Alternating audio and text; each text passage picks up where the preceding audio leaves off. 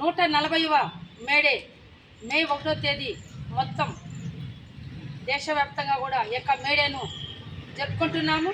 అందులో భాగంగా ఈ యొక్క కేంద్ర ప్రభుత్వం తీసుకొచ్చినటువంటి 44 లేబర్ కోడ్లను కుదించి 4 చట్టాలుగా తీసుకువచ్చింది. దాని యొక్క కేంద్ర ప్రభుత్వం వెంటనే రిటర్న్ తీసుకొని 4 లేబర్ కోడ్ల పాత చట్టాలను అమలు చేయాలని చెప్పి మేము డిమాండ్ చేస్తున్నాం. అలాగే రాష్ట్ర ప్రభుత్వము 12 గంటల పని విధానాన్ని తీసుకొచ్చింది, దాన్ని వెనక తీసుకోవాలి. 8 గంటల పని విధానాన్ని అమలు చేయాలని చెప్పి కోరుతున్నాము. అలాగే ఈరోజు కాంట్రాక్టు అవుట్సోర్సింగ్ కార్మిక వాళ్ళందరినీ కూడా రెగ్యులైజ్ చేయాలని చెప్పి కోరుతున్నాము. అలాగే పని ప్రదేశాల్లో మహిళలకు భద్రత కల్పించాలని చెప్పి కోరుతున్నాము. అలాగే ఈరోజు ఉపాధి హామీ పథకంలో ఉన్నటువంటి వాళ్ళ సిబ్బందిని కూడా రెగ్యులర్ చేయాలని చెప్పి కోరుతున్నాము.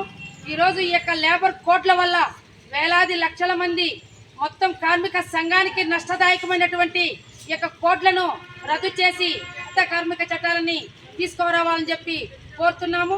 అలాగే ఈరోజు ఈ యొక్క నష్టదాయకమైనటువంటి లేబర్ కోడ్స్ వెంటనే కూడా రద్దు చేసి మేడే లోపల వాటినన్నింటినీ కూడా పాత చట్టాలు తీసుకొస్తారని చెప్పి కోరుతున్నాము.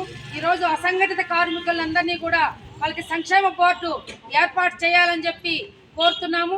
కాబట్టి మొత్తం కార్మిక కర్షక అందరూ కూడా ఈ యొక్క మేడే 140వ మేడేను విజయవంతం చేస్తారని చెప్పి అందరూ కూడా జయప్రదం చేయాలని చెప్పి కోరుతూ ఈరోజు పలమనేరు నేతాజీ పార్కులో ఈ యొక్క పోస్టర్లు మేడే పోస్టర్లను ఆవిష్కరిస్తున్నాము.